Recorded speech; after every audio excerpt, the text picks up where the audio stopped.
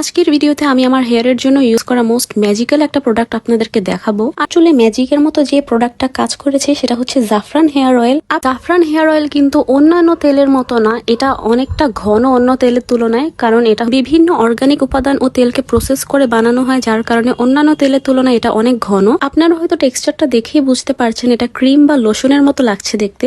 এই হেয়ার অয়েলটা মূলত চুল পড়া বন্ধ করতে আর চুলকে তাড়াতাড়ি লম্বা ও ঘন করতে খুব ভালো কাজ করে। কিন্তু এটা ইউজ করার পর আলহামদুলিল্লাহ আমার চুল শুধু লম্বাই হয়নি, সেই সাথে আমার চুল পড়াও কমে গিয়েছিল এন্ড চুল অনেক ঘন হয়েছিল। জাফরান অয়েল ইউজ করার পারফেক্ট নিয়ম হচ্ছে এটা ব্যবহার করার শুরুর দিকে চুলের গোড়ায় একটু বেশি করে লেয়ার দিতে হয়, তারপরে আস্তে আস্তে চাইলে আপনারা পরিমাণটা একটু কমিয়ে দিতে পারেন। আমি কিন্তু জাফরান হেয়ার অয়েল মাঝে মাঝে নারিকেল তেলের সাথেও মিশিয়ে ইউজ করি, আপনারা চাইলে আমার মতো এই উপায়েও ইউজ করতে পারেন। আর ফাস্ট রেজাল্ট পাওয়ার জন্য উইকে 2 থেকে 3 দিন ইউজ করাটাই যথেষ্ট।